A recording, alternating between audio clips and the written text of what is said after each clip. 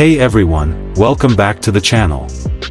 Today, we're diving into a bike that bridges the gap between cruisers and sport bikes, the Kawasaki Vulcan S. If you're looking for a middleweight cruiser with sporty DNA, this one deserves a serious look.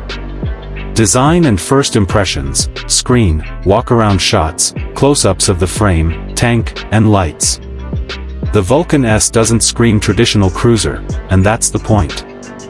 Kawasaki gave it a modern, almost industrial look with a low-slung frame, sleek tank design, and minimalist rear.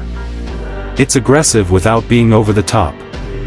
Plus, that offset rear monoshock and exposed frame give it a unique, sporty edge. It's a cruiser that doesn't just follow trends, it sets them. Engine and performance.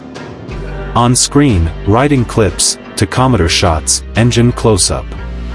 Under the hood, or tank, rather, you get a 649 cubic centimeters parallel twin engine, borrowed from the Ninja 650. Tuned for smoother torque down low, it still revs willingly, making it surprisingly quick for a cruiser. You get 61 horsepower and around 46 lb-ft of torque, plenty for city riding, highway cruising, or spirited weekend runs. Optional ad-lib. And yeah, it sounds great too. Obnoxious, just a solid growl. Ergonomics and comfort. This is where the Vulcan S really stands out.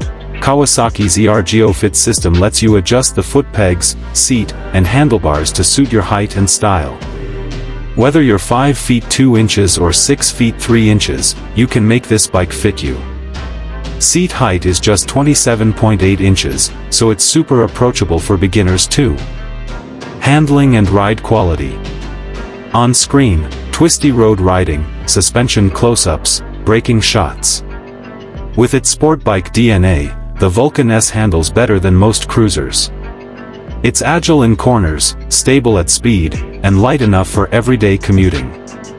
The 41mm front forks and rear monoshock soak up bumps nicely, though it's not a soft couch like big cruisers, it's more planted and controlled. Optional line. And the brakes? Solid. You get a single disc front and rear with optional ABS, which adds peace of mind without adding bulk. Fuel economy is another win. You can expect around 50 miles per gallon depending on how you ride. With a 3.7-gallon tank, that's over 180 miles of range. Not bad at all for daily rides or weekend getaways. Pricing and final thoughts. On screen, price graphics, comparison clips with other bikes like Rebel 500, Iron 883. Starting around $7,900 in the US, the Kawasaki Vulcan S is one of the most versatile mid-weight cruisers you can get. It's perfect for new riders, daily commuters, or anyone who wants cruiser looks without sacrificing performance. It doesn't try to copy Harley or Indian, it carves out its own path, and honestly, that's what makes it so cool.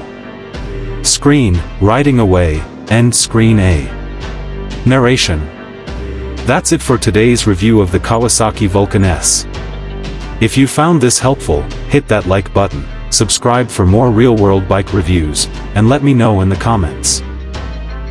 Would you ride the Vulcan S, or middleweight cruiser with sporty DNA? This one deserves a serious look. Design and first impressions: screen, walk-around shots, close-ups of the frame, tank, and lights. The Vulcan S doesn't scream traditional cruiser, and that's the point. Kawasaki gave it a modern, almost industrial look with a low-slung frame, sleek tank design, and minimalist rear. It's aggressive without being over the top. Plus, that offset rear monoshock and exposed frame give it a unique, sporty edge.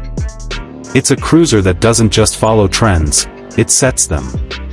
Engine and performance. On screen, riding clips, tachometer shots, engine close-up. Under the hood, or tank, rather, you get a 649 cubic centimeters parallel twin engine, borrowed from the Ninja 650.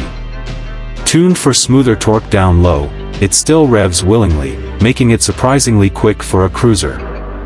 You get 61 horsepower and around 46 lb-ft of torque, plenty for city riding, highway cruising, or spirited weekend runs. Optional ad-lib. And yeah, it sounds great too. Obnoxious, just a solid growl. Ergonomics and comfort. This is where the Vulcan S really stands out. Kawasaki's ERGO-Fit system lets you adjust the foot pegs, seat, and handlebars to suit your height and style. Whether you're 5 feet 2 inches or 6 feet 3 inches, you can make this bike fit you. Seat height is just 27.8 inches, so it's super approachable for beginners too. Handling and ride quality.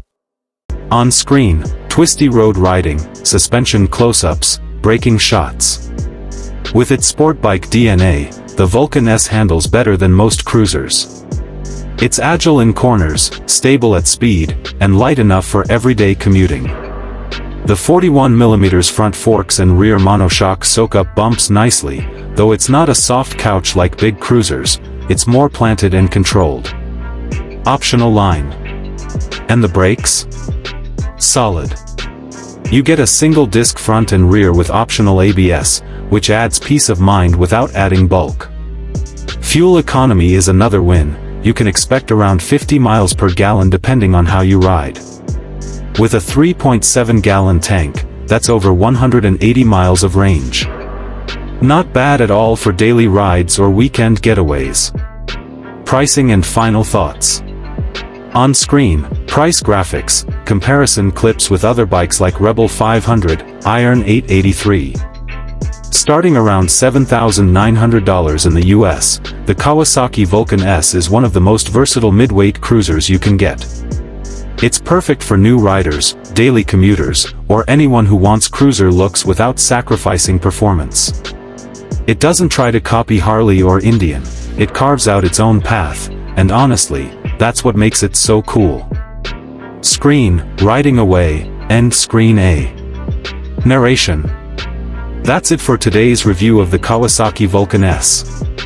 If you found this helpful, hit that like button, subscribe for more real-world bike reviews, and let me know in the comments. Would you ride the Vulcan S, or